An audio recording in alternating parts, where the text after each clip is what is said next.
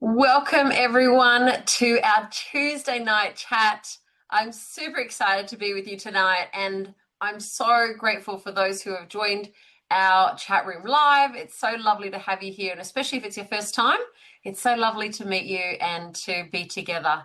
This is where we get together every Tuesday night with My Self Reliance, and really it's an opportunity to meet like-minded people and also talk about the things that are really important. So every Tuesday we have a different guest speaker, and we've been doing this for about 3 going on 4 years now, and we have a lot of cool events in the community. So this Saturday night we are thrilled to have the barn dance at Rose Hill. If you've not heard about it before, please make your way to Rose Hill, 6:30 on Saturday, and grab your ticket. You can grab a single or a double or a group of 10 to get the best deal. So just go to myselfreliance.com.au for all your tickets.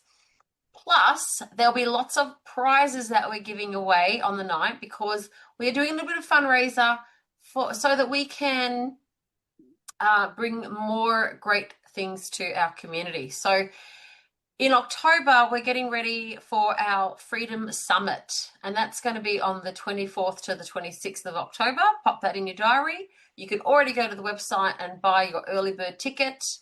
And as we gear up for that, we're actually running an amazing raffle. And so you can buy tickets at the barn dance for the raffle, and there's some excellent prizes on there.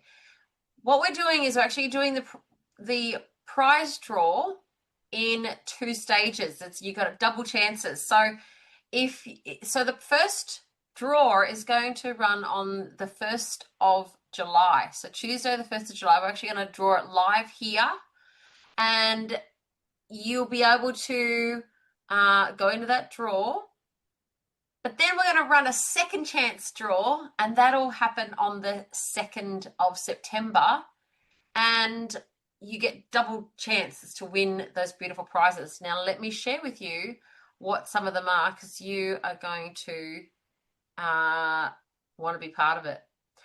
So, first prize, or one of the top prizes you can win, is a month-long coaching session, a free coaching session called the Aligned Life Kickstart with our beautiful Olivia Broadhead from Lifestyle with Liv. And so that will be drawn on the 1st of July. So make sure you get your tickets in early to be able to win that one. Also, other prizes that you could win on the 1st of July are a sound healing session with Art Angel. You could win a Reiki or animal healing with Cheryl Godden from Divine Gateway. You could win 10 X39 light therapy patches from Lifeway with the beautiful Wilma Evans, who's in our chat tonight. Thank you, Wilma, for providing that. A $50 Norwex voucher from Sita Seymour, and those Norwex cloths and products are amazing. Thank you, Zita. You could win a massage valued at $180 or a facial valued at $195 from Diana, from Beauty and Wellness by Diana. Not only that, but you could also win a beautiful gift pack prize from Cherie Hunt. And that will include an hour consultation with either $50 to spend towards a product of your choice, or $75 towards a bundle. So that's just our first draw. So go to the website. I'm not going to read them all out tonight because there's so many, but there's 15 different prizes, over $3,000 in prizes for you to be able to win. And that's all on the website, myselfreliance.com.au. But you do want to come to the barn dance because Country Meat Direct is giving away a $100 gift voucher for any one of their home deliveries. And Taste of Europe is giving away a kilo of their beautiful coffee beans. So there's just so many good things happening. You don't want to miss out on any of those. All right. Well, my guest speaker tonight is none other than the amazing Professor Gigi Foster. Welcome. Thank you so much for having me. I've never been on before, so it's a great pleasure to see you and see all the people in the community who've dialed in tonight. We're so glad to have you here. Now, I know that you've been a leader in the freedom community for so long now, and you've just been doing amazing work. Just take us back a little bit before all of that, back to 2019 or early 2020. What were you doing then? Well, let's see. Early 2020 and 2019, I was a reasonably recently promoted professor in UNSW School of Economics. In fact, in 2019, the Economic Society of Australia gave me the Young Economist Award. This is awarded every year to supposedly the best young economist in Australia. And I think I was the second woman ever to win it. Anyway, that was a big deal. And I was doing my regular job, basically. I was doing, research, teaching, and engagement. And on the engagement front, some people may know that I was at the time, and until, in fact, from 2018 until mid 2021, involved in a talk radio program called The Economists on ABC Radio National. So that was something I ran together with Peter Martin as a co-host, and it ran, I think, about 6 seasons. And we used to just do half hour of talking about a particular economic idea or issue, and we'd bring in a guest or two, and we would just have a chat. And the idea of that, I mean, he approached me to essentially do that in 2017. And the idea was to try to reach people on the street with some accurate information about economics and demonstrate the power of economic analysis to understand many parts of our world.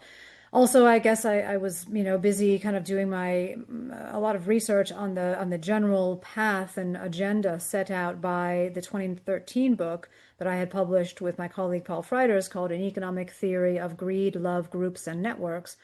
That was the kind of elucidation of the theory that we had at the time, the best theory we had at the time to understand and explain human behavior and group behavior, and included a lot about love and loyalty and power dynamics and group types and things like this. So I was an economist, definitely. I mean, I have a PhD in economics, but my interests have always been broader than that. So I was very interested always from a young age in group influence um, and human behavior in groups.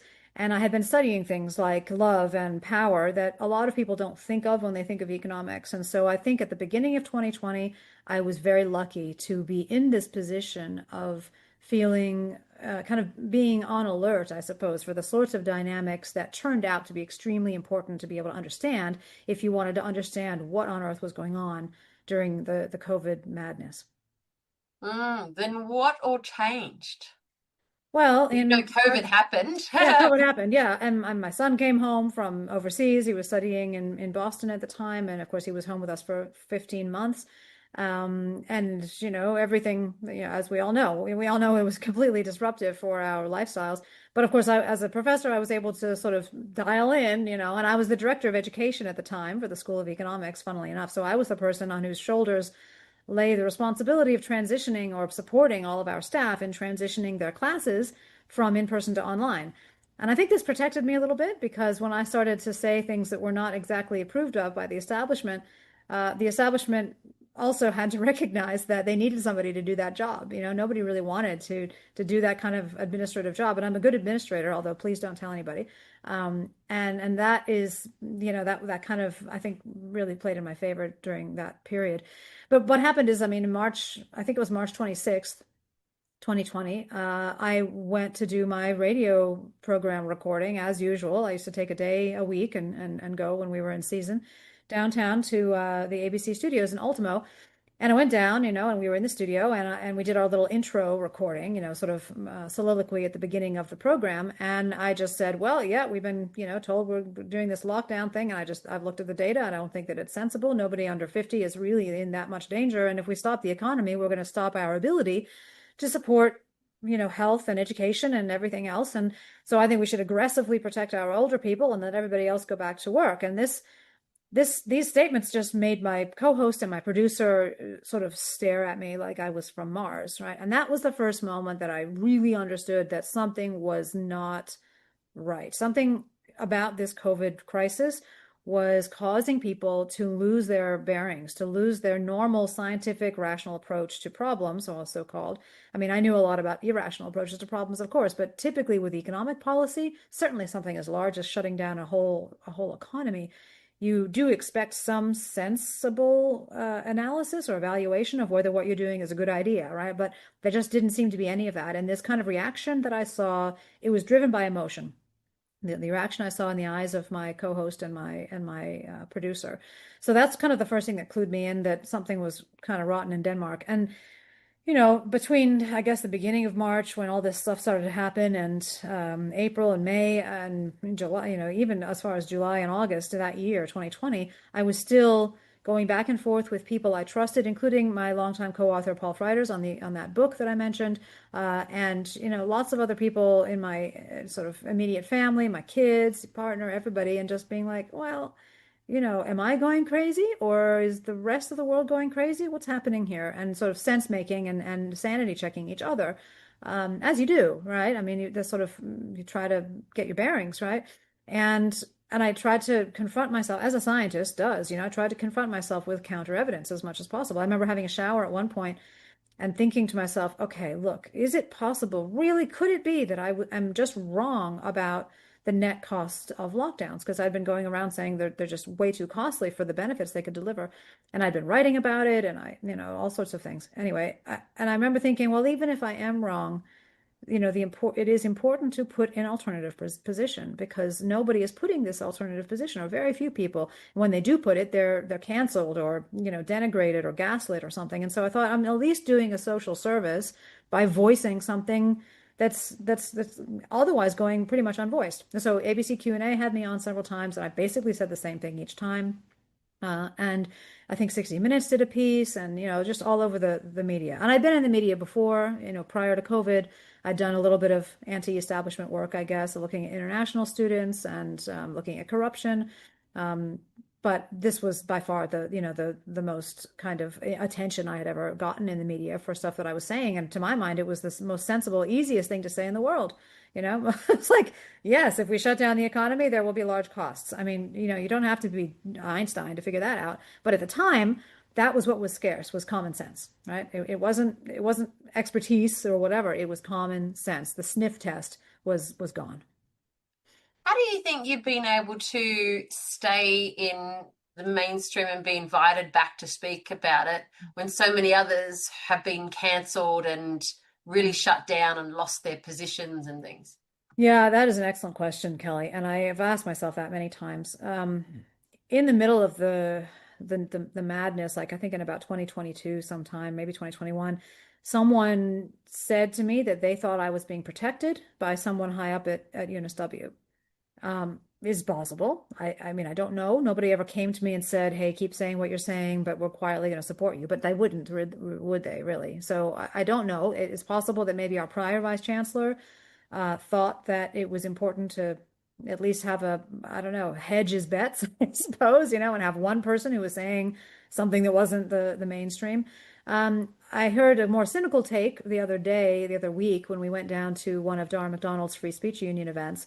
Um, it was one of the Heterodox Academy people who said, yeah, universities can tolerate about one heretic, and that gives them somebody they can point to when an outside party says, well, you don't have enough diversity.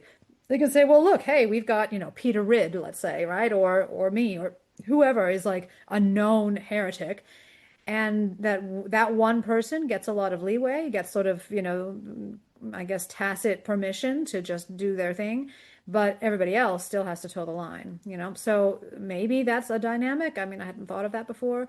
um, I also think, I tend not to speak outside what I actually think I know well, and I don't say kind of things that are really easy to dismiss as just sort of, well, that person is clearly off the rails, right? So I don't kind of, I don't get angry. I try to stay sensible. I try to take an objective approach. I try to really reach the people I'm speaking with. So on ABC Q&A, I was being called a granny killer, and people were saying I was advocating for people to die, but I wasn't saying the same about them, right?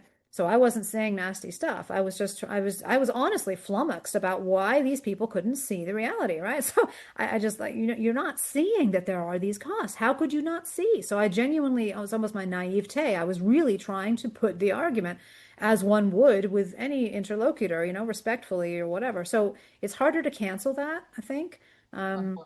and of course I've had my moments of wanting to, punch the wall or just, cry all night for all of the destruction and the death that we've witnessed as a result of our hand, Australia's hand in policy. It's absolutely it does make you despair if you really think about it, but that's no permanent place to be, That's not, you can't just have that as your attitude and just go into the night, right? That's the dead end. You have to find your hope and your faith and your optimism and your belief in the human spirit and the belief in our ability to pick ourselves up after great tragedy and move forward together. And I deeply believe that. If I didn't, I wouldn't be able to keep going, And it's helpful to be a marathon runner too, because I just know how to keep going, even if everything just feels bad. It's like, nope, one step, one step, one step, you can do it, So I think that mental attitude helps. And of course, as I say, I mean, I'm surrounded by people who love me and people who support me, and I just have that deep confidence in myself, which I got from my parents. And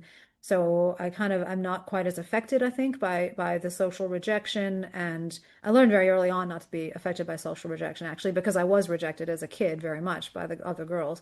I was like the nerd and the what is it, the teacher's pet, and I was just not, I was early mature and everything, and so the girls just thought I was, not somebody they wanted to include, and my father didn't make enough money and whatever. Anyway, so I learned as a defense mechanism, I think, to look at social groups and analyze them, from an intellectual standpoint, right? And that intellectual defense has really stayed with me. So when somebody calls me a granny killer, my reaction is not to think, geez, they could be right. Could I be actually killing Granny? Or anger at how could you possibly smear me? It's more, why would you call another human being a granny killer? Like that's really intense, And I know my own motivation. Obviously, I'm not trying to kill a grandmother, so that doesn't even occur to me as the possible reality that they're picking that I'm really, because I know my motivation. So I use that defense mechanism, the intellectualizing, to reduce the amount by which I feel angry or sad or whatever in the moment. And so again, I think that's less cancelable than maybe some people. But I'm also just lucky. I honestly, I don't have a full answer for you, Kelly. I don't know the full suite of reasons, but these are some of the guesses. And of course, I've been useful to the school. As I said, I've been useful. I was useful as the director of education. I'm a nationally awarded educator. I'm a woman. Maybe somebody at UNSW is worried that if they kick me out, I'll bring a sex discrimination suit or something like that. I know a lot of people in the media. Maybe they're worried that I call, whoever and make them look bad in the papers, right? There's lots of reasons. And genuinely, I think, nobody has ever gone to my head of school and said, please shut her up. So said my head of school at Mm. the time. So it's not like the place is full of, witch hunting, people with pitchforks, right? It's just, that's not the way it is. I think there's a very large silent majority who actually kind of thought, well, it's nice to hear an alternative view. And even if they didn't want to speak up for them, themselves, because they're worried about their position or whatever reason, or if they weren't completely sure, the number of people who were truly, holding the pitchforks and being bullies was, I think, smaller than a lot of us thought at the time. Might have to do with how sensible you talk and how level-headed you are. But and I feel like a lot of what you said, about being resilient, that's this group as well. Mm. So that's beautiful. We'll come back to some of the things that you just spoke about moving forward. But I wanted to ask you then, so what, since you had a voice and were freely be able to speak, and you were kind of leading the charge around the freedom and the science, what did you do with that?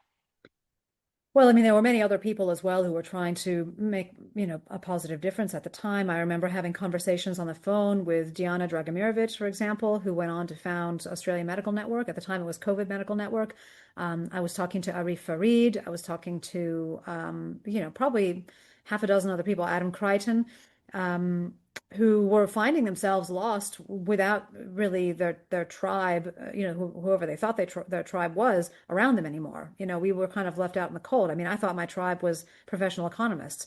Turns out, no. Most professional economists just didn't see it as part of their job to barrack for policies that are good for people in this country, right? Which is, I mean, it's the Australian taxpayer that pays my salary, so I feel that there's a moral obligation to keep an eye on what's going on in the policy world, and to comment if it's wrong, right? Because that's kind of partly what I'm hired to do. So it's quite interesting to have seen that, and so we were all kind of out in the cold. And we slowly started to find each other, which was hard because, obviously, you weren't walking around anymore. There were, a lot of things were disrupted in the workspace. And so we started to think about how could we organize, right? And of course, organization is the thing that became difficult in a kind of at scale, because if you wanted to invite people to your new group, you didn't really know whether they were on your side or not, and you could kind of end up inciting somebody to go and try to sabotage what you were doing if you invited the wrong people. So you had to sort of go by feel, right? And reference, oh, this person, I know this person, you should talk to them. Okay, I'll trust your word. And so new networks of trust and relationship and reputation started to grow up around, the kind of what became the resistance and restoration movement. And by, I guess it was about mid 2023, there were enough people coalescing around the idea to start a new cross-disciplinary, academic, sort of scientific, reputable kind of free think tank, essentially, that we were able to do that. So that was Australians for Science and Freedom. And so that's the main organization that I'm now a director of, co-founded, and we run most of the events that I am now part of will have some sort of ASF tie-in, most of the community events. So we do an annual conference. We're doing our annual conference in November this year, Progress Through Science and Freedom. That's the name of our conference every year, our annual one. I'm running it at UNSW. So that's November 21, 22, 23. And we'll have ticketing up very soon on our website, which is scienceandfreedom.org. We also have other events throughout the year. Recently did one up in Avalon with Vicky and Neil, and the other people who are on this call remember that perhaps. Little weekend event. And we've also done like a one-dayer, and we've done a bunch of other things, a week-long event at some point. We're going to be having a movie screening soon. We did an event together with Mothers of Sons last August on restoring the presumption of innocence. We are doing an event on the cost of living on July 7th, coming up very soon in the Sydney Masonic Centre. So that's an evening event that we're collaborating together with Australian Dialogues to put on. I'm emceeing it. And we have a number of great panelists and a great moderator. So, lots of kind of in-person events to bring people together. And then we do monthly catch-ups, not quite as frequently as yours, the weekly ones. That's very impressive. But we do monthly members forums. And in each one of those, we platform two people in the community that are doing things that we think are aligned with ASF's mission. And then we just kind of connect with our members for the remaining 15 minutes and just tell them what we're doing and, get input from them. We also have a newsletter that goes out every month, community news in brief, and then just sort of some, links to our recent articles. We have a blog site, and we take guest blogs, and we also reprint sometimes from the Spectator or Quadrant or Brownstone or other places that are publishing sensible stuff. It can be from wherever is publishing sensible stuff. And so we have, a growing sort of network now. But that took a while, that took a while to sort of coalesce and put the pieces together and get up and running as a company. And, we had to decide whether we're going to be a company or a charity. If you're a charity in this country, you sign yourself up to having to do an incredible amount of paperwork. And we had nobody sitting around eating bonbons to whom we could throw that paperwork. And so we just decided to sign up as a company, even though we're not making any money. I mean, we're lucky if we make $10 out of an event, but it's just the paperwork thing is just crazy. And it's probably stopped us from getting as many donations as we otherwise would have. But on the other hand, we just don't have the money at the moment. It's kind of a chicken egg thing. We don't have the money to hire anybody. It's an all volunteer organization. But I really like ASF. I think we are unique in the resistance community because we are cross-disciplinary. You know, as I like to say, horizontally integrated. We've got people from law and politics and economics and health and education and all these different things, but we're also vertically integrated. So we've got people from the ivory towers, the eggheads, and we also have people from the community doing really great work. And we are trying to encourage interaction between all those layers. And we're really focused on alternative system design for the future. So this notion that, oh my gosh, everything's bad. We can't, I can't trust the government. I can't trust this. I can't trust that. I can't even trust my neighbor. How can I make my sort of quality of life improve? How can I have hope for my children's future? I don't want to be thinking in those negative ways. I want to be thinking, okay, if I could design a system of health care for my children, right? For them to live and enjoy, throughout their lives, what would it look like? Mm. Let myself have the permission to dream about that and write that down. And same thing for education, and same thing for the legal system, right? And same thing for Mm. whatever, right? For the political system, for the way that our democracy works. And so that's been really a big focus for us, is really pushing forward on new system design. Not, I mean, we do put in submissions to parliamentary committees and whatnot, on important issues. We've done one on the excess deaths issue. We did one on the disinformation, misinformation nonsense, and, that sort of thing.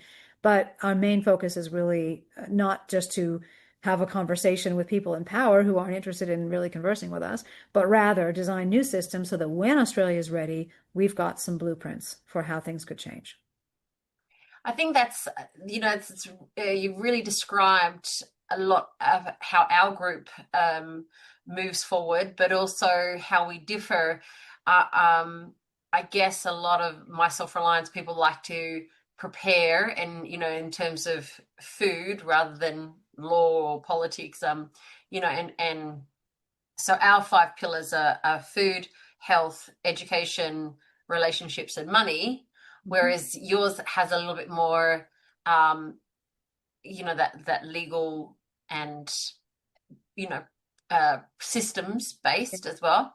Yeah. So where we tend to in our channel, in our group chats, not talk so much about what happened during COVID and those things, because we like to stay positive. Where do you feel like those conversations are important or should be left behind? Or you talked about trust. Yeah. So how do we how much of the past should we carry, or not focus on? How do you sit with that in terms of then building going forward? Well, I definitely think that if you want to build something that's going to be sustainable and robust in the future and really suit human needs, you need to recognize what happened during COVID, because that had a lot of lessons, right? Mm. We learned a lot of lessons about power abuse and corruption and the sorts of institutional design elements that were basically missing during COVID, which caused people to get to have the opportunity to abuse us, right? Cause people in power to be able to simply, abuse that power. And so that's a large input to my thinking about how to, tweak and reform the political and democratic systems that we have. We've also learned a lot about the health system. We've learned how, how it spends a lot of money on stuff that really doesn't move the dial much in terms of human well-being, and it actually withholds a lot of things from people that would move the dial quite a lot if they were made more widely available. And so we saw that during COVID with the suppression of early treatments, for example. There's just a suppression of information about vitamin D, right? And ivermectin early on. And Merck, that made ivermectin, was part of the suppressive regime, right? Because they just Mm. wanted to make more money out of the vaccine. So you see there the failure of the setup, the institutional setup, to deliver to us the actual kind of health care that would actually keep people alive and having healthier, happier lives for longer. Because that's what matters. I mean, I've always said it's number of lives, quality of lives, lengths of lives. That's what I'm going for. And when I say quality of life, it's happiness, right? It's thriving. It's what you want for your children. It's not just I don't know, money, or it's not just health either, right? It's really, would you report that you've had a good, satisfying life, and it isn't always just hedonic happiness either, right? We have to experience some sadness in order to know what happiness is. So it is nuanced in terms of what you're going for, but certainly from a policy standpoint, the degree to which our policies are off base is so great that you don't need to be too precise about what you're going for to direct them in a different way, right? And to be able to add to advise changes. And so yeah, I think that that sort of system redesign stuff, you do need to be informed about, from what has happened during COVID, but you don't need to be necessarily hanging it around your neck as as sort of Marley's ghost would have, right? Like, oh, I've been abused during COVID. I mean, we all have, and we've seen our loved ones die because of the government policies, right? Many of us, and that is horrific. And I personally, I'm not going to forgive that. And at least until we are able to have a conversation about what happened. And I think we do need to have that conversation, but I don't think that Australia's ready yet. I've said Mm. before, I think the model that I would go for is not a royal commission. I mean, we'll probably have to have a royal commission, but I don't think that's really going to heal the country. What will heal the country is something more along the lines of what they did in South Africa after the apartheid regime, so the Truth and Reconciliation Commissions, because that was very local, it was very community oriented, and it brought together the victims and the perpetrators of crimes and abuse. And the victims got to say to the perpetrators, "You hurt me, and these were the consequences." And the perpetrators got to say, "I recognize that and I'm sorry." And that kind of conversation, which we use, by the way, in the restorative justice system as well, in the criminal justice system, that kind of system has proven to actually help to heal wounds in the social fabric and between human people. So I think that's what I'd like to see. I'd like to see real connection. But honestly, the biggest problem that I see now, Kelly, is that a large majority of Australians, and indeed people in the West more broadly, simply do not want to face what actually happened because they are complicit. They themselves either went along with it and were had, which is embarrassing to them, or went along with it and were kind of part of the cheering brigade. So really, encouraged other people to do things that were destructive. Had their own children, vaccinated with this mRNA stuff, or told their mother they couldn't see them in the old age facility, and so she had to die alone, that sort of stuff, right? Awful, awful stuff. So if somebody, I mean, most people are good, they want to think of themselves as good people. If you were to confront them with the reality of that situation, that they had advocated for or been duped into believing that a particular, action that they took was a good thing when really it was very destructive, I think a lot of people would not be able to handle that from a moral and psychological perspective. They would just sort of just go into shock on the spot, sort of thing. And I've heard those stories of some people, and I've seen once this happen when somebody just really realizes, sort of wakes up in real time and just thinks, "Oh, wait a minute, wait a minute, wait a minute, wait a minute. I think maybe everything I've been thinking for the last, X number of years is totally wrong, and I can't trust this and I can't trust that, and I don't know about this." And it's like they are just completely in outer space. There's nothing for them to hang on to, right? There's no fixed point. There's no solid thing for them to grab on and try to make sense of the world with, right? And so what that kind of person needs, that process is going to be very, very unpleasant. And people kind of instinctively know that, right? So they don't want to leave the comfort of their existing paradigms. And the only thing that can make that easier is if there is an existing community on the other side that does offer a different way of making sense of the world, and also offers joy and happiness and, positive relationships and humility and honesty, right? And acceptance, that they can think, "Oh, if I'm leaving my current paradigm, at least I can go somewhere. At least I can go to another community. I'm not going out on this fringe and I'm about as far out from the sun as Pluto," right? They're not thinking that, because that, I mean, we heard the word fringe a lot in COVID, didn't we? And it was used as a derogatory epithet, right? You're a fringe epidemiologist, right? Telling people from Harvard with multiple advanced degrees they're fringe epidemiologists. I mean, come on, right? But that's how it worked. And the reason why that works is because its implication is that that person has no longer the support of the group, right? That person is now on the outs. It's like pointing the bone at somebody and saying, like, "You are no longer accepted. You are not part of us." That's a very, very scary proposal for most human beings. as I said at the beginning, it's not as scary for me. I learned early on to just kind of, yeah, okay, whatever. People don't like me. That's whatever. Here's what I believe. I believe it anyway. Sorry, it's not like I'm going to call you names, but I'm still going to hold to what I think, even if the rest of the group disagrees. But that's not normal. Most people really, really, really need that approval of the group. They need to feel the acceptance of the group in order to feel good about themselves, really, right? And be able to Can I balance the world. can I say that is I think the key, right? That when you can feel confident in who you are and that what you believe and what you stand for is important and that nobody can take that away from you. I think that's your superpower Yeah. right there. And that's, for me is the essence of self-reliance is knowing who you are for yourself. No, definitely I agree with that, but I would also add the caveat that, and I know that a lot of your audience are interested in sort of preparing themselves personally for what they think, may come down the track. But, humans are social creatures and we do not only need each other, but we belong to each other. And the Yeah. reason I'm focused on systems is because the world cannot support 8 billion people each having their own ranch and their own, self-sufficient farm and their own self-sufficient money, whatever, right? It's not going to work. We need systems for large, large numbers of people altogether, i.e., in cities, if we're going to continue to support the number of people we have on this earth, which means we need to figure out a way to get the big systems that are currently organizing the nation state and part of what props it up actually working to serve the needs of humans rather than just the needs of a small number of people, which is at the moment more like what it is, right? Which is that the systems kind of divert resources towards kind of the elites who are in charge more so than diverting or giving resources or using resources to promote the well-being of all.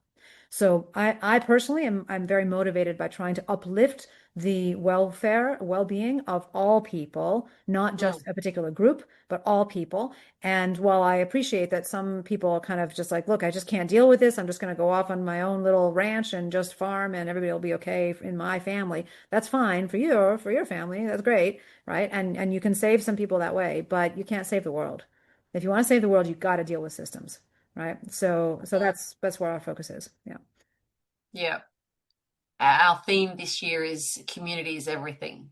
So, Oh, it's yeah. very true. Look, I mean, if you look at what it is that makes people happy, you look at like life satisfaction, which is my preferred way of thinking about what a good life is ask people, overall, are you satisfied with your life, right? And this is a question that's asked in a lot of social science surveys. If you look at that and you ask what are answers to that are associated with, like what drives that, what drives life satisfaction, it is a little bit money and it is a little bit status, and it's certainly, probably about 40% physical health and mental health. But a large amount of it is relationship quality. Hmm. How happy are you with your relationships? Do you feel loved? Do you feel, people accept you? Do you feel that, you can see a future for yourself and your loved ones? And I mean, I think that's just hugely underrated by a lot of people who think about, what it is to have a good life. What it is to have a good life is to belong to other people in large part. I mean, not completely, but it is a large part of it. And so that, we have this loneliness epidemic today amongst the young people particularly, but sometimes even, amongst the middle-aged, who have sort of, particularly after COVID, maybe lost their friends, lost maybe their partnerships broke up, their children may not be talking to them anymore. Right? These are catastrophic negative shocks. And so we really need to help people to rebuild those communities. I totally agree with you, and rebuild relationships based on positivity and joy and not necessarily just common beliefs. This is another problem during COVID. I recently gave a TEDx talk that was actually banned. Anyway, long story, we can talk about that. But it was the main focus of that was essentially how people get manipulated into kind of sacrificing things that end up really hurting the people that they love. And this sort of idea of, well, you can only be part of our group if you have this set of beliefs. Here are the beliefs, A, B, C, D, E, right? Masking is good, social distancing is good, we must all get the vaccine, but that sort of thing. We were confronted with those implicit sort of demands during COVID. And I just think that it's nuts to think that the only people you can talk to or be friends with are those who share the exact set of beliefs that you hold. Because everybody has a different set of beliefs, right? And I mean, some people believe stuff that I would think is pretty kooky, and I'm sure that I believe stuff that some people think is pretty kooky, right? And that we're all humans. We all believe crazy stuff. Welcome to the world, right? Just get over it. That's the case. And once you accept that, it's kind of a relief because you're just like, okay, everybody believes crazy stuff, and it doesn't really matter whether you believe that there's blue monkeys, dancing on the ceiling, as long as you can have a conversation with me about what should we do right now with our resources. What should we do? How should we spend X dollar, or how should we devote our time, or, with whom would we like to have a relationship, and how can we make that relationship better? These are actual actions that, are motivated by all manner of crazy beliefs in people's minds, but that doesn't really carry that much weight. Like, who really cares? So I've just come around to thinking that we put way too much weight on trying to convince the people we want to be friends with, or in our families or whatever, of the correctness of a certain belief system. And what's Mm, much more important is, well, what do we agree is a good idea to do? So mm. focusing on actions rather than beliefs, I think, can be helpful and good. Yeah, 100%. Yeah, just as you were talking there, I was thinking, that the separation of people is for me the thing that I went, the more they separate people, the more evil I can see that this is, because you need 3 hugs a day to stay sane. Mhm. You know? Yeah. That's right. And those hugs are probably not going to come from people who completely agree with you either. Right. Yeah. I mean, certainly back when I was a kid, I don't know, if you guys remember this, but we used to have conversations across the aisle quite frequently, and it was a joyful thing, actually. It was something that we all looked forward to, and afterwards we'd all go to the pub or whatever and just sort of laugh it off, and you could have, discussions about philosophy or religion or politics or whatever. And I mean, actually at the start of my TEDx talk, I say the reality that my parents, my mother and my father, come from different traditions. My father comes from the U.S. South. My mother comes from the U.S. North, and they were on opposite. Their ancestors were on opposite sides of the U.S. Civil War. And my father voted Republican his whole life. My mother voted Democrat her whole life. And they used to go to the polling booths every 4 years, and they would joke before they went out that morning. I saw this, several in a row, several elections in a row when I was like 4, 8, 12, or whatever, where they would say, "Well, we're going to go cancel each other out today," and they'd come back and they'd be like, "Well, we canceled each other out," and then, just happy cocktail hour, and then, enjoy the nice dinner together. I mean, it was literally like that. It was a joyful thing. It was like we are doing our part to voice our beliefs about things, but and our preferences about what we think should be done. But it doesn't mean that we can't have a relationship, a deep relationship, and produce kids with somebody who has a different perspective. That was okay. That was considered normal. Now, they had other things in common. They were both from a kind of Protestant tradition. They were both the same kind of, race and class, whatever, socioeconomic status. But the difference in political belief today, that kind of difference in a family would be pretty unusual to see, right? And it would certainly cause tension in the family. Where, I mean, my father has actually been alienated from his two sons, my half brothers, because of political beliefs around Trump. And, it's a tragedy. And it's not the sort of thing I feel was happening back in the 80s and 90s. And so that's a really new and very scary phenomenon, that politics can drive us apart, can drive our communities and our families apart. That's, I think, a very, sort of alarming symptom, and something that we need to address. And so this is why I say, don't require people to have the same beliefs that you have. See it as an Mm. opportunity. If they have different beliefs, different positions, great. Have a conversation about that interesting issue, right? And then go to dinner together, and then watch a movie or whatever, and share the common humanity that you guys have, rather than having to just retreat into having the same belief, or pretending that you have the same belief just to keep the relationship going. Yeah, that's beautiful advice. And I can see how your parents had really set you up for success in life with their outlook. Oh, I'm Uh, very lucky. I'm very lucky. I was absolutely the love of my mother's life, and my father was a great, very strong father, very, very um, pro woman, actually, interestingly, from that generation. He's 94, and he came from Louisiana, and with a Southern accent and the whole shebang. And you wouldn't have thought that somebody from that kind of era and location would be such an advocate for women, but he has been such an advocate for women his whole life. And so I think I really benefited from that, and so did my mom. And just they were sensible people. And that kind of sense, again, common sense, it's a little scarce today. but you've also set up your own daughter to follow in your footsteps in the way that, she's approaching life. And Tell us about that. And education too, right? So, Yeah, yeah. So, well, part of ASF has grown into an experiment with higher education. So we have a founder of ASF who is now kind of like I guess, advising director in Europe. He and his wife, and this is Paul Frieders, who was my co-author on that book I mentioned at the beginning, An Economic Theory of Greed, Love, Groups, and Networks. Also a co-author on the Great COVID Panic, my first COVID book. He and his wife Erica bought a castle in the Ardennes region of Belgium early last year in order to found a new university there called Academia Liberamentis, the Academy of the Free Mind. They have three children, of whom one is a boy and two are girls. And the boy they've been employed for the past year or so to kind of supervise the constant stream of volunteer workers they have coming through to work on the castle refurbishment, which of course needs to happen in exchange for room and board. Kind of like a work study type camp, but they're not really studying. They're just sort of, staying in the castle and enjoying the environment. Anyway, my husband and I and my two kids converged on the castle last year to help with some of the boot camps that sort of prospective students would come to see what we're offering in terms of the curriculum and see whether they wanted to join one of the programs. And my daughter met their son for the first time, and it was very sudden. They started a relationship, and that has been a very strong relationship since day dot, pretty much. And it's taken us all by surprise. We weren't expecting it. And anyway, they're now engaged to be married. And just this morning, they both left for Europe, probably permanently.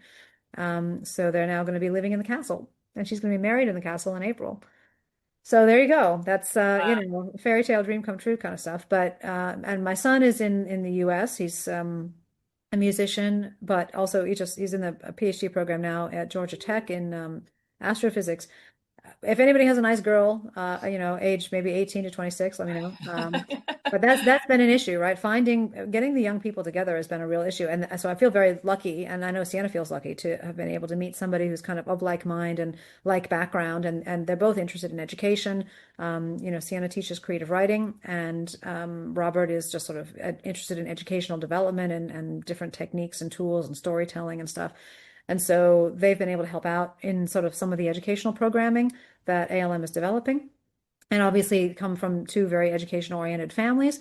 So when they have kids, which they're both very keen on, they're already thinking about developing and kind of curating homeschooling materials and trying them out on their own kids that are infused with the Academia Liberamentis philosophy and ideas and sort of the framework, right?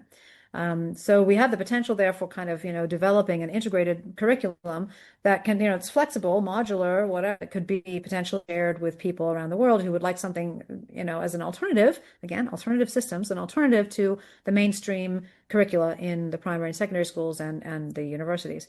And I say this, with full cognizance that I'm drawing a salary from a mainstream university now. Thank you very much, UNSW. And from that perspective, I don't think ALM is actually a competitor.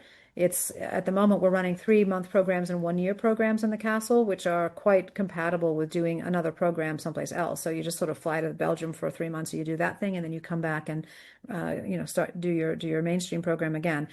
So yeah, we are actively looking for more exchange partners, looking for students, and hoping that takes off as I mean, it's definitely the most radical higher education experiment happening in the world today, to my knowledge. well, and this is a very good point because, you come from a very academic background and still being paid that way. But, and these days we tend to think that people who take the academic route are going to be boxed into this, knowledge set that says that they must toe the line and they must, do things the way that academics tell you to do it. And especially Yep. if you want to be a doctor or you want to, study law or you want to do anything like this. So, and obviously education is very important to you. So now I have kids, going through high school who will look to, what next, Yeah. what path. Um, how do we navigate this going? Yeah.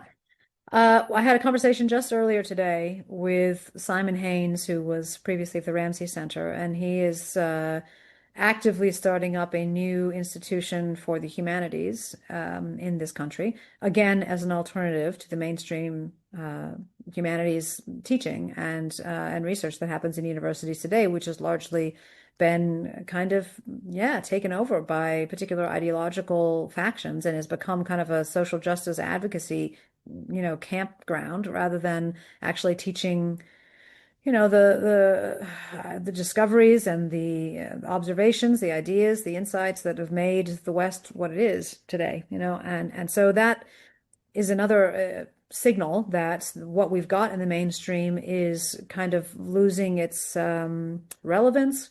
It's boring people. It's kind of not going anywhere. It's stagnating, and there's a real deep desire to actually see something different. And I mean, I see this in my students as well. When I teach my students, last term I had about I don't know 120 students or so in a first year econ class, and they asked me. I said, for the last class, if you have any questions about anything, just let me know. And all of them wanted so much to see more conversation about real world issues. In particular, they wanted to talk about the Trump tariffs and COVID. Because I'd flagged the COVID stuff a few times, in some of my examples during class, as you do. And of course, the tariffs were all over the news, right? And so we spent, I think, 45 minutes in that last class just having a class conversation, like, multiple people voicing their views and doing some polls that I'd set up previously about, what do you think about X? What do you think about Y? And trying to, capitalize on what I had tried to curate during the whole term, which was a really safe space to actually voice your views without being afraid that you're going to be ridiculed or rejected or whatever, and to respectfully converse with other people who have a different view and really try to learn from each other. So I think, and there was that hunger. I really felt that hunger. Students are sick of being lied to and fed nonsense. And so there's definitely a market there. Um, but the other problem that we face certainly, and I think would be faced by anybody who is trying to really innovate in the space, is that students also want to get jobs. And they think that the employers just look at sort of the name of the university and the QS rankings and stuff. So if you're not playing the accreditation game, it is a bit of an uphill battle. But I think it's a battle worth fighting. I think we will eventually get there because, as I say, the mainstream is just too stagnant at the moment. And if you develop an alternative system that's better, people will come there. Just like they migrate to better places in their lives, they will migrate to something better in the higher education sector. Yeah, amazing. And we're all very grateful that you're in that position to be able to steer those minds and to put that word in and have them have a very good open discussion about what happened. Well, it's very important. Yeah. I mean, I don't think as I say, it was going to be years yet before we really get to the bottom of what happened in Australia Mm, and really heal as a country. But we do need to have that conversation. And I think people should not expect to just forget about it. That's not a way to move forward. That you're carrying a huge scar. And so we need to help each other and heal that when we're able to. yeah, yeah. So as one of the pillars that we are going to talk about at the Freedom Summit is education. We would love to have you speak at the summit on that very topic, and we want to continue that conversation there. Yeah, no, for sure. I'll be around in Sydney. I'm teaching, so in October, so I should be here. We have to line up the teaching schedule stuff and whatnot. I don't learn about my schedule for another couple of weeks, but I'm sure we can work something out. Yeah, amazing. Um, So I just want we've got a lot of people in the audience. I want to throw it over to anyone who wants to ask a question. That's the blessing about being here live is you get to ask questions and participate. So if anyone wants to either jump off chat or type it in the chat, jump off mute or type it in, um, feel free. Um, so what do you think, just what people are thinking about that? Um, what's next? What do you think that we should be preparing ourselves next? How are we moving forward? Well, I mean, I'm not expecting any brilliant changes of tack from the people in power in either of the big parties in Australia. So, I mean, certainly the WHO, pandemic agreement and all that sort of nonsense, the HR, whatever they are, that stuff should be pushed up against. I think we're going to get it, unfortunately, but I think it is worth at least making the stand to say that it's not a good idea. Mm. And the Aligned Council of Australia and Exit the WHO organizations have some good materials for that. So I'd encourage everybody to go and look those up. I do think that Australia will be less affected by the worsening conditions that I expect will happen in the rest of the world than some countries. I mean, where my daughter is being sent right now to Europe, I think is probably one of the most dangerous places in the world now, and will be over the next 5 to 10 years. Certainly, they have to fly around the Middle Eastern area because of the conflict now between Israel and Iran and all the other bits and pieces of stuff that's happening there. Have to avoid Ukrainian airspace, all these sorts of things. So we're already seeing an impact on civilian life from the increased temperature of international relations at the moment. And there's just so much lack of understanding and so much hatred and so much continued creation of the ingredients for more hatred intergenerationally that we're seeing people do. It's very, it's very sad. And I think things are going to get worse before they get better. But I am a huge believer in the West, and I actually put a blog up on Brownstone a few months ago, or no, a couple weeks ago now, it was only with my co-authors from the Great COVID Panic about signals of hope, basically. Why can we be hopeful? And also just sort of reminding people about the great accomplishments that we have made in the West and why we should be proud of that and why we will eventually emerge from this dark period into continued progress. So we talked about the capacity of the planet to create enough food for people. We talked about the greening of the earth. We talked about the fact that we no longer have to worry about a population explosion. If anything, it's the populations are declining too much. And so, some positive features of the energy issue, right? We just no problem with energy at all. You hear about these things on the news and you're like, oh my God, we have to worry about blah, right? But if you actually look at the data, most of the things that you are told to freak out about are unfreak outable things, right?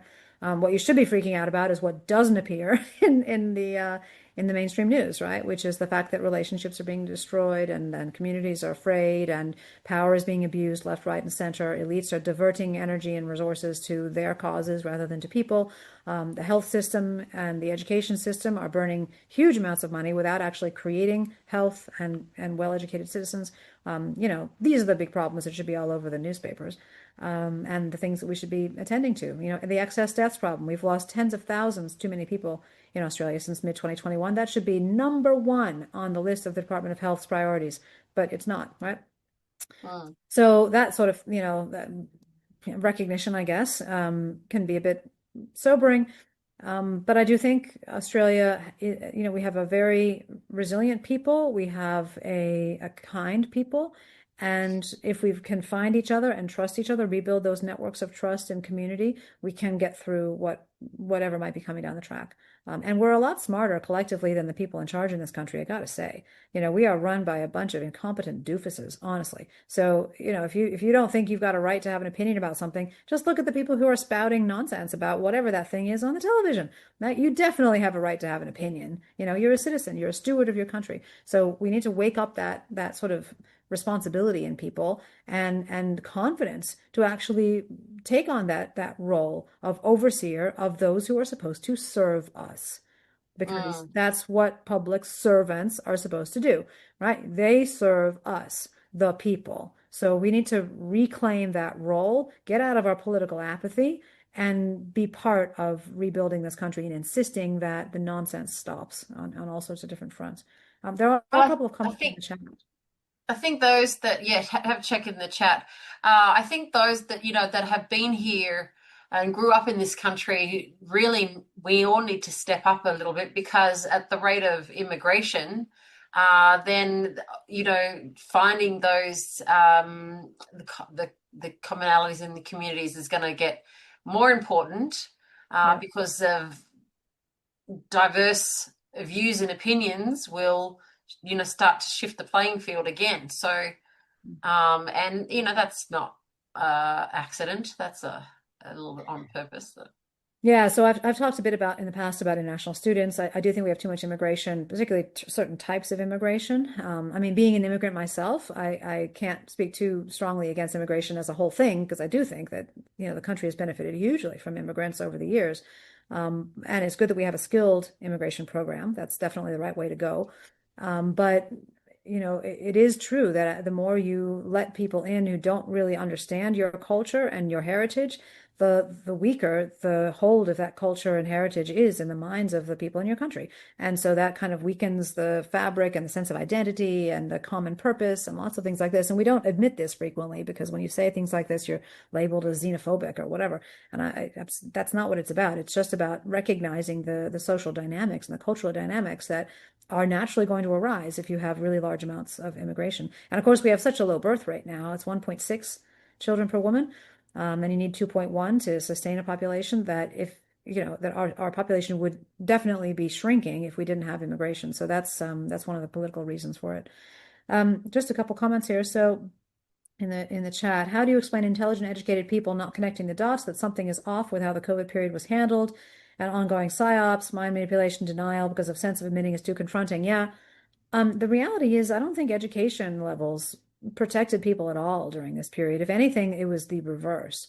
The people who were really heavily educated in systems, and gone to elite universities and whatnot, they had the ability to use their big brains to justify and rationalize almost any nonsense that came their way. Whereas, the person at the coalface who maybe a farmer or a bricklayer or something hadn't been trained necessarily in as much rationalization and defense of whatever it is that they were set to defend or rationalize.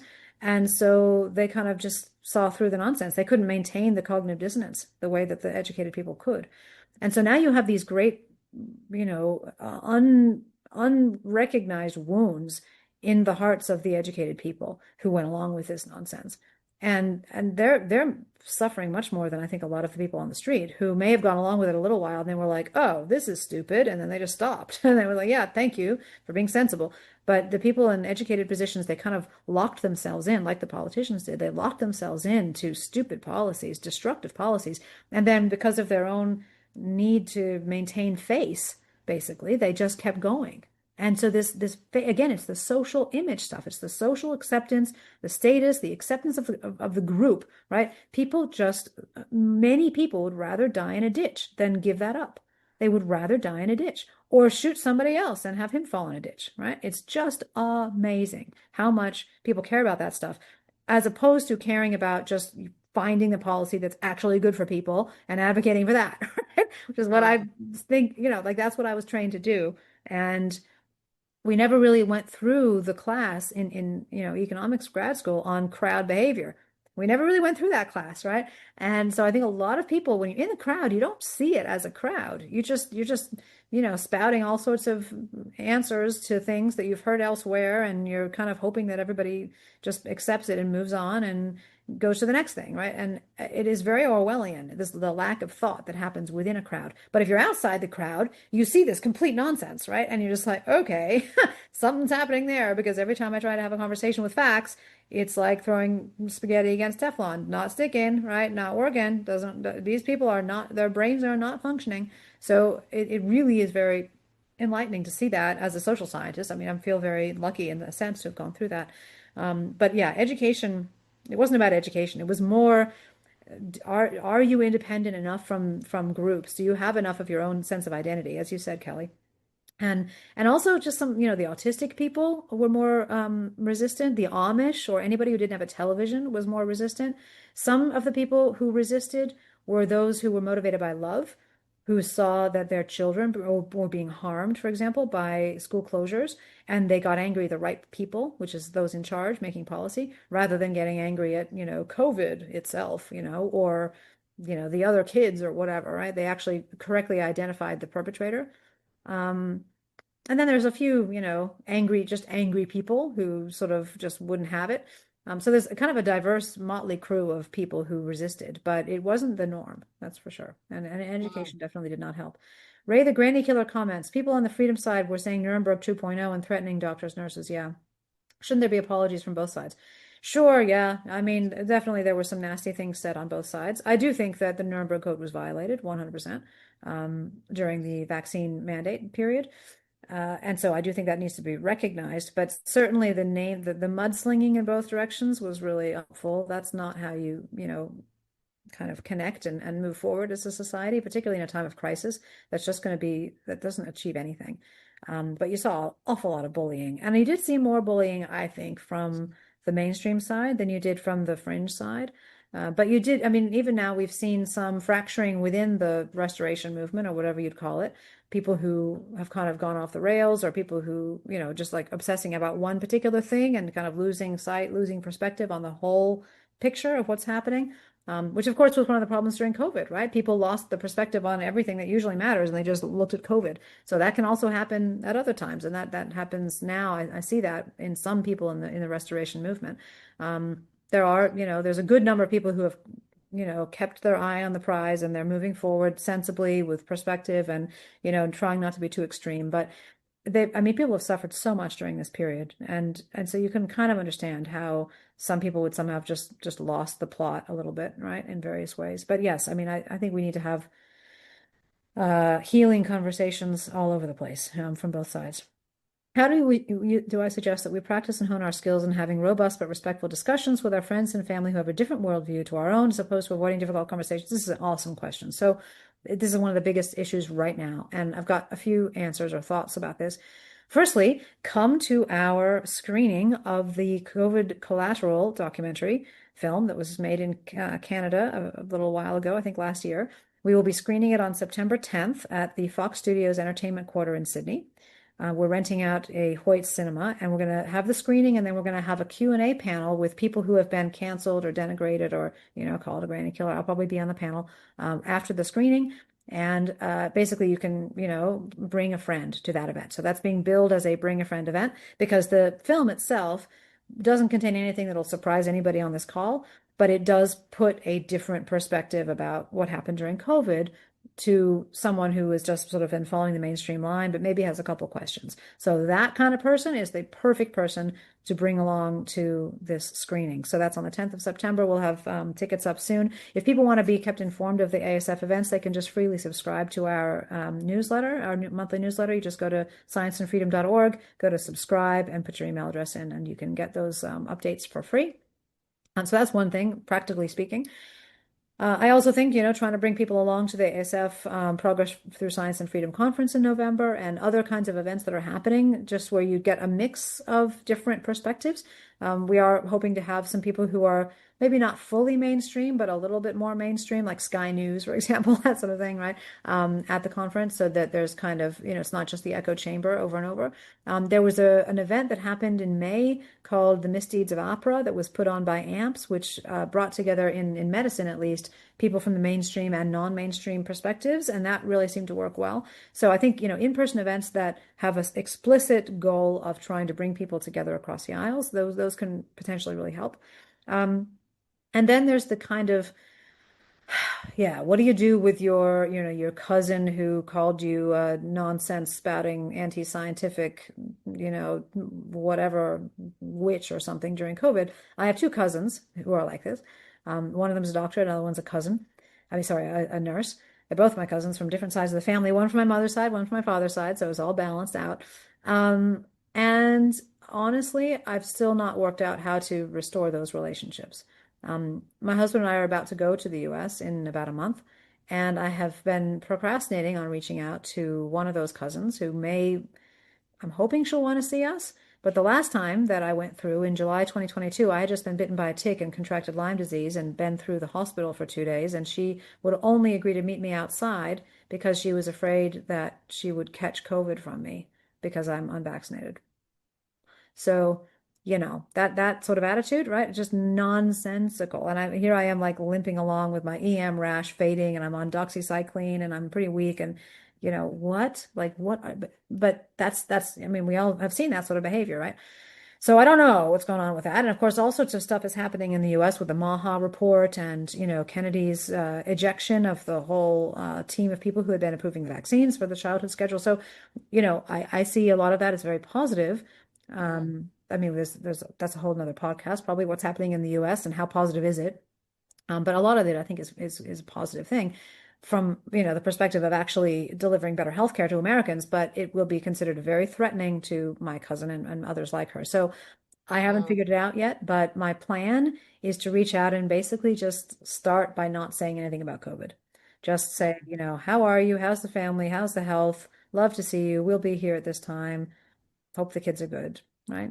And then basically take the burden on myself to carry the obvious need to have a conversation about this until the moment that she is ready. Because in this situation, I see myself as the one with the power because I have the conscience clear, right? I have a clear conscience and I have a clear view of what I think happened, and I'm ready to converse, and I'm not debilitated with anger and sadness.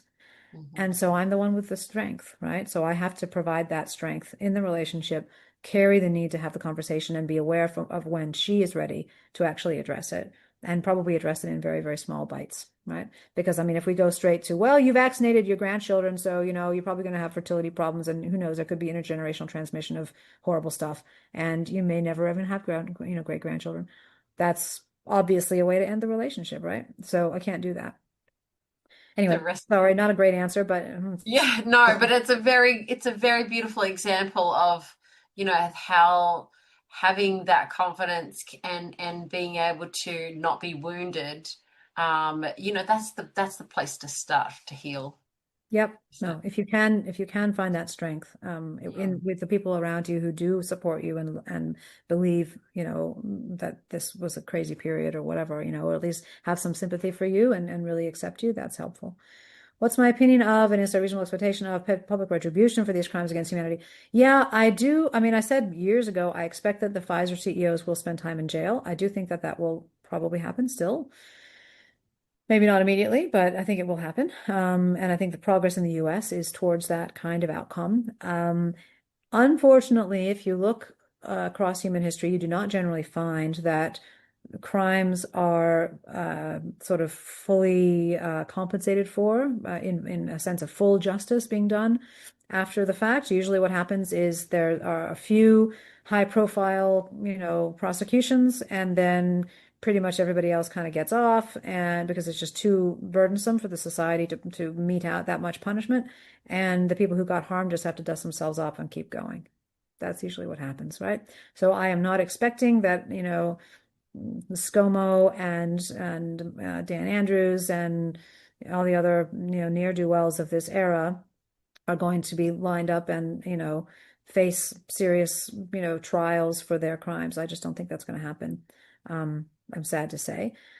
I hope that some of their records are sullied, but I, I mean, I think it's much more likely that where the blame will end up lying is with some of the particular companies involved, in particular the vaccine companies, just because that damage carries on now, right? The lockdown damage happened and now it's over, and people just want to forget about it, and their memories are fading about how bad it was, and they can kind of go la la la la, at least we're okay now, even if the world is always going to be a little bit worse because we had that period, right? But the vaccines, you can't unvaccinate yourself, right? And so every time somebody is like, "Oh, I have a headache," they'll be like, "Oh my God, is it a thrombotic, stroke, something bad, mRNA, whatever?" They're gonna be worried about it. And I think that, in a sense, is helpful in maybe getting, keeping the energy there to push for some retribution, some compensation for the victims of COVID policy, and particularly for the vaccines. So that's what I think. But we're not there yet, again, obviously. I've been volunteering with primary ethics and learned a lot of skills about conversation with different views. Great. So whoever that person is, if you are interested in trying to put those thoughts into sort of a guidepost, a guidebook for people, I actually had a conversation about exactly this issue at my instigation with Rosneil Cook, who's a psychologist up in the Blue Mountains, well, former registered psychologist. She got her license revoked when she had the audacity to go onto a video and say that the school closures were harming children in 2021. Um, anyway, I said to her, "Look, what we need is a kind of a how-to manual, how do's and don'ts about how to actually have these conversations." And we spent a whole weekend up there. Actually, I went up there just specifically for this, and we didn't end up actually. She's just got so much else going on. We didn't end up getting to the point of being able to encapsulate that into a helpful guide, for people. But she did write half of a blog for us, and so it's maybe in that kind of direction. But I'm just thinking if this person, I can't tell who it is, Jackie, if you would be interested in writing up your thoughts about this in a blog format, and we could post it on ASF, that would be one thing to do potentially, just to try to reach people. I think it's incredibly important. I mean, I devoted a whole weekend to trying to get this, but I'm not a psychologist myself, and I'm also.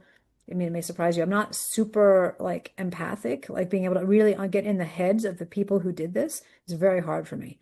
Because I just keep thinking, well, why would they have done that if they know that it's wrong? Why would they, if that's not good for people, why would you do that? I just can't get myself out of that mentality. It's very hard for me to imagine really nefarious motives. So, or just really blind motives. So if you think you know something that will help people, we have a really quick editorial process at ASF. So we just put guest blogs through a quick review by two people, and they may give a couple edits or whatever, and then usually within a couple days, we get approval for a final version to be put up to ASF site. I mean, assuming that it's, like we've knocked back maybe one or two submissions for things like not supported, evidence is not there for this claim, or just kind of towing one ideological line without really making a reasoned argument. So as long as it's not about that stuff, as long as it's sort of like, this is my best guess at trying to help people to come to terms with what happened, to have a conversation with somebody who doesn't agree, then that would be really good to see. And that goes for anyone who's watching the replay too. So, Yeah. yeah, there's lots of ways that we can get involved, and that's a really good way. And yeah, any tips on as we close up,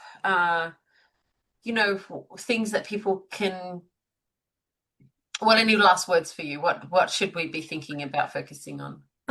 Well, honestly, what I think is most important for people who are wanting to contribute to the broader cause for good in Australia is figure out what you specifically, uniquely are good at and enjoy doing, and then find a way to do that for the cause. And it's I've seen so many different varied ways of doing this, right? Some people just write an encouraging email to those they see in the media every time they see them, and they say, "Hey, that was terrific. Keep going," right? And that actually helps. I mean, being a recipient of some of those emails, that actually helps. I've got one guy who just sends me random positive messages every few months, usually with some religious overtone. And it's just sweet, He's just like, "Oh, be grateful for what you have," or whatever. And I'm like, "Okay, well, that's cool. Thank you very much." There are people who just run websites for, mates rates for organizations that are like ours, right? There are people who are really good at doing social media posts.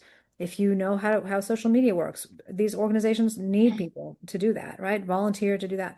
Administrative assistants, Anyone want to volunteer over here? oh, look, there's so much need for this stuff, right? So if you Yeah. genuinely, if you want to work, go to Kelly, go to me, go to anybody who's at heading of any of these organizations, pick your favorite resistance and restoration organization, go to them and say, "Hey, I can give you 5 hours a week. What do you want me to do?" But it's best if you know what you're good at, so that, maybe writing cartoons. We need some humor in this world. We need some humor from our side, right? Some memes of silly stuff that we're seeing, when people are claiming stupid things. Just make something humorous about it, right? If you're good at that. My son writes music. We had him write the theme music for Academia Liberamentis and Australians for Science and Freedom. My daughter, does writing, so she's teaching writing skills to people in the new university, right? Find what you do, what you really love to do, and what you uniquely are good at, your comparative advantage, as we would say in economics, and find a way to contribute that. And that will give you a purpose. It will integrate you into the broader restoration community, and you won't just be sort of sitting on your hands getting upset and frustrated and resentful. Right? So, that's what I would say. Yeah, 100%. That is really great advice and much needed. And we can all do something. That's, keep my um ethos is that, we all need to be doing something, and we all do have skills to be doing something. And whether it's listening or as you say, writing encouraging notes. And I do get emails in reply that encourages me a lot. So, Yeah. yeah, we really appreciate that. Yeah. That's really lovely. Well, it's really been beautiful to have you on tonight, Gigi. We so appreciate it. And you've just shared so much wisdom with us. Hmm. This is will be um, a replay that I'll play this one back, and I'll just keep hearing gems from you. And we can't wait to have you in October at our That'll Freedom be great. Summit, and Looking forward to that. also Saturday on the dance floor at the on the Yes. dance Oh, I dance. can't wait. I used to dance actually. I mean, I've used to like not semi-professionally. So I'm very much looking forward to it. And so is my husband and our group of 10. So yeah, I can't wait. Ah, amazing. Yeah. Amazing. So it is. We are calling it uh, Flowers and Friends. So if you come either with a flower, either wearing it or carrying it or whatever, you can participate in the best dressed prize. So just you don't have to, but if you do be part of the Flowers and Friends, then we have prizes for everything. So thank you so much, everyone, for coming along tonight. Thanks, Gigi. And Thanks, don't Kelly. forget, next Tuesday, come on back because we'll be speaking with Freeman Fung, and he is uh, wrote the book Transform, Travel to Transform, and so he's going to be talking about um, transformation in communities. So we're just going to extend this conversation and talk about how we can really uplift one another in communities and what he's learned from his travels. So wonderful. We'll see you all then. Thanks so much, Kelly. Pleasure. Thanks everybody for joining. Thank you. I really enjoyed that. Very good. Thank you. Thank you. Thanks so much.